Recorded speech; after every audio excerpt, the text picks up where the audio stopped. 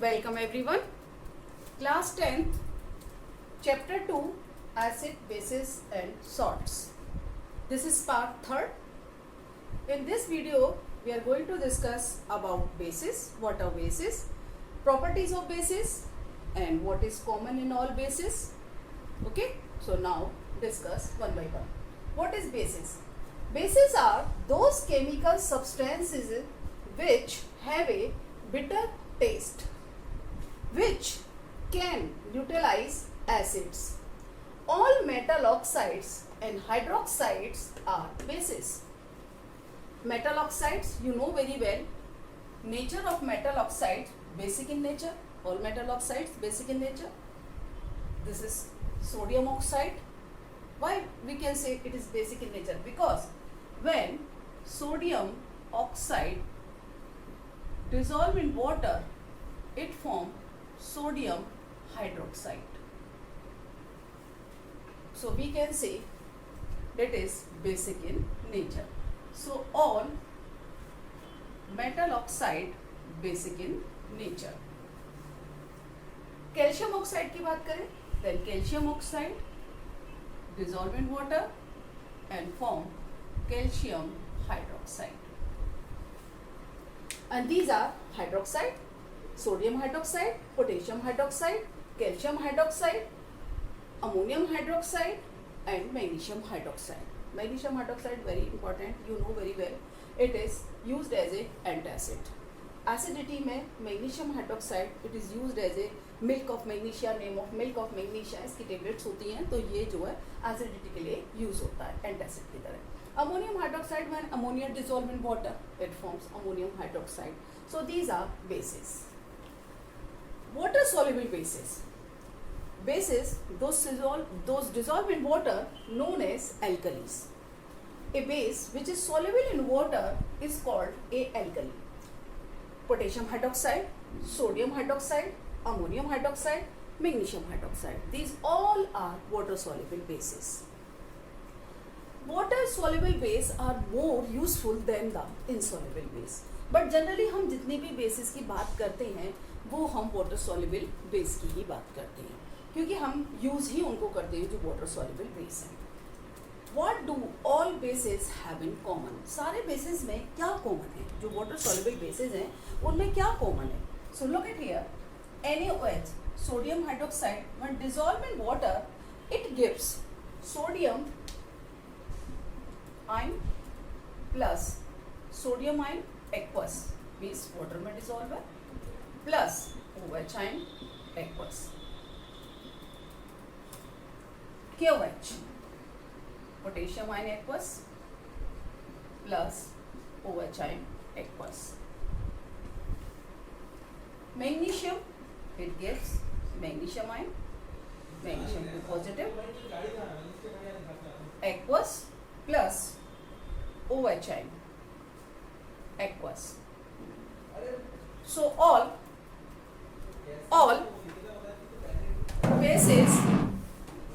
bases dissolve in water gives hydroxide.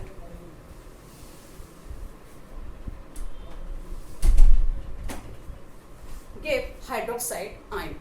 So we can say in all bases hydroxide ions are common. जिस तरह से हमने पढ़ा था लास्ट वीडियो में कि जो एसिड्स होते हैं उनके अंदर जो कॉमन होता है वो H ion होता है और जो बेसिस होते हैं उनके अंदर जो कॉमन होता है वो OH ion होता है.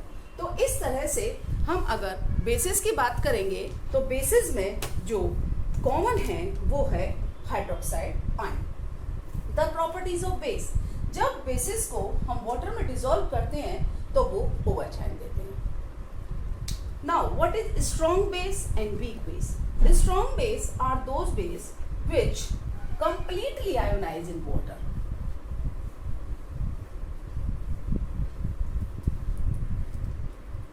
The strong base.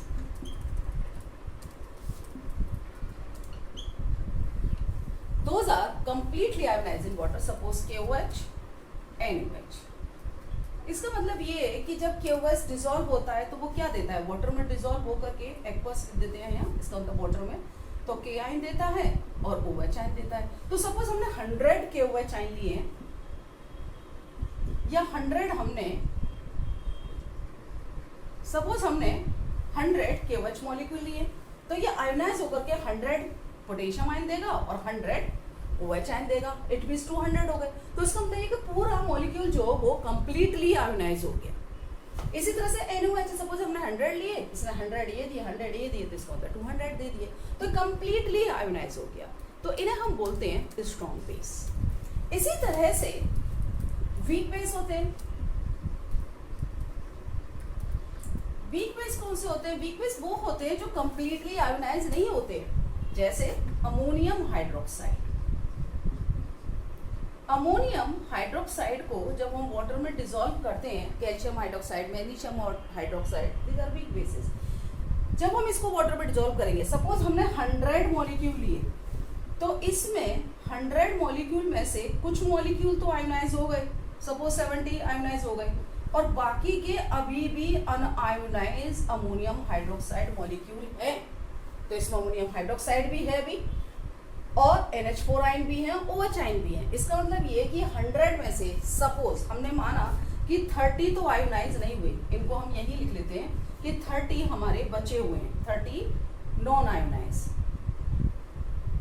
और हमारे हुए कितने 70। तो 70 का कितना देगा, 70 है और 70 है 140, 140 और 30, तो हम अगर यहाँ काउंट करेंगे तो हमें 170 मिलेगा, 200 नहीं मिलेगा अगर हमने 100 लिया। इट मीन्स, मैं दोबारा एक्सप्लेन कर देती हूँ कि अगर हमने 100 मॉलिक्यूल लिए अमोनियम हाइड्रोक्साइड के, तो उसमें से 30 नॉन आयोनाइज नहीं हुए, वैसे के वैसे ही हैं। 70 आयोनाइज हुए, तो 70 ये देंगे और 70 ये देंगे, कितने हो गए 140, और 30 हमारे बचे हुए थे तो 170। तो हमें सॉल्यूशन में 170, क्योंकि टेस्ट ट्यूब के अंदर है ना, उसमें हमने अमोनिया लिया और वाटर लिया, अमोनियम हाइड्रोक्साइड लिया है, तो जब हम उसको चेक करेंगे तो उसमें हमें 170 मिलेंगे, पूरे 200 नहीं मिलेंगे। तो हम कह सकते हैं कि ये कंप्लीटली आयोनाइज नहीं है। जो कंप्लीटली आयोनाइज नहीं होते हैं, these are weak base.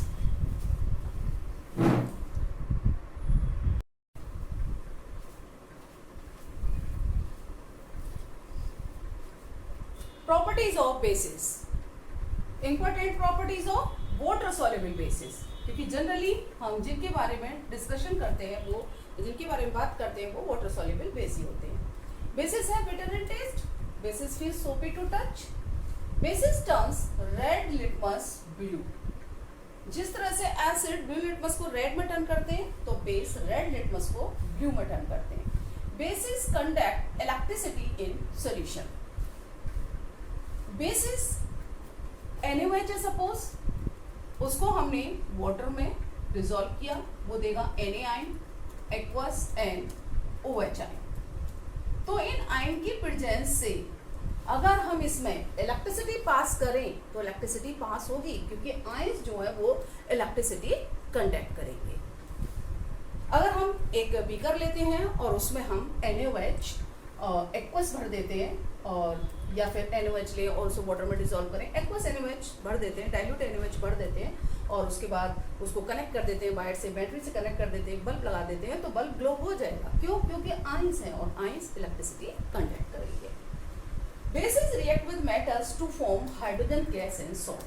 Suppose NaOH react with Zn, zinc. Then it form Na2ZnO2 plus hydrogen gas. This is salt, and its name is sodium zincate. Sodium zincate.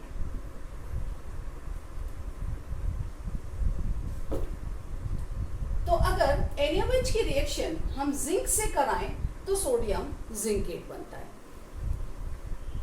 Salt बना और hydrogen gas release हुई। जिस तरह से acid अगर metal से react करते हैं तो हाइड्रोजन गैस रिलीज करते हैं, the same way basis react with metals and produce hydrogen gas. But important thing here कि सारे बेस हाइड्रोजन गैस रिलीज नहीं करते हैं। Basis react with non metal oxide and form salt and water. Non metal oxide में देखिए, base suppose मैंने लिया calcium hydroxide, और इसकी रिएक्शन मैंने करा दी कार्बन डाइऑक्साइड से, then it form calcium carbonate plus water. तो क्या बना, ये सॉल्ट बना, कैल्शियम कार्बोनेट एंड वाटर, और वाटर बना।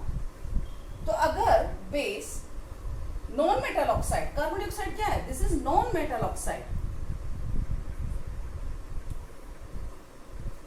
नॉन मेटल ऑक्साइड से अगर बेस रिएक्ट करेंगे तो सॉल्ट बनाएंगे और वाटर बनाएंगे। Now what is uses of basis? Uses of basis, number 1 sodium hydroxide. Sodium hydroxide used in paper for making paper and soap industry, synthetic fibre, soap industry में use होता है soap बनाने के, paper industry में use होता है, synthetic fibre बनाने में यूज होता है। Calcium hydroxide, calcium hydroxide used for making bleaching powder, bleaching powder that is calcium hydroxide react with chlorine gas and form CaOCl2. This is formula of bleaching powder. अभी आगे discuss करेंगे some important compounds में। Magnesium hydroxide, you know it is used as antacid. Sodium carbonate, आपको लगेगा ये तो salt है, yes of course ये सॉल्ट है, बट इसकी नेचर बेसिक है। देखो क्यों कहेंगे हम, अभी मैं आपको सॉल्ट पढ़ाऊंगी नेक्स्ट वीडियो में, तो मैं आपको बताऊंगी कि ये जो सोडियम पार्ट आया है इसका, ये स्ट्रॉन्ग बेस से आया है। जब स्ट्रॉन्ग बेस से कोई सॉल्ट बनता है तो वो बेसिक नेचर का होगा। यहाँ देखिए सोडियम पार्ट आया तो ये भी स्ट्रॉन्ग बेस से आया है, तो इसलिए इसकी भी बेसिक नेचर है। तो ये जो सोडियम कार्बोनेट है basic in nature and it is use softening hard water, hard water को सॉफ्ट करने के काम में आता है। आयन एक्सचेंज मेथड में यूज होता है, आप 11th स्टैंडर्ड में पढ़ेंगे। Sodium hydrogen carbonate, you know very well, baking powder in cooking food. ये जो सोडियम हाइड्रोजन कार्बोनेट है ये बेकिंग सोडा है, बेकिंग सोडा। और बेकिंग सोडा से बेकिंग पाउडर बनने में क्या होता है कि इसमें प्लस अगर हम टार्टरिक एसिड मिला दें तो बन जाता है बेकिंग पाउडर, ये बन जाता है baking soda plus baking tartaric acid, ये है बेकिंग सोडा। और baking soda plus tartaric acid that is baking powder which is used in cooking food. तो आपने देखा बेकरी वगैरह में यूज होता है, बिस्किट्स वगैरह बनाने के लिए, फ्लफी करने के लिए, केक बनाने के लिए उसमें बेकिंग पाउडर डाला जाता है। और सोडियम हाइड्रोजन कार्बोनेट कहाँ यूज होता है, एंटासिड की तरह भी यूज होता है। It is sodium bicarbonate which is used as a antacid. And one another important use soda acid fire extinguisher, soda acid fire extinguisher में भी ये यूज होता है। So these are uses of bases. अगर आपको ये वीडियो पसंद आई है तो लाइक करिए, शेयर करिए और चैनल को सब्सक्राइब करिए। Thank you.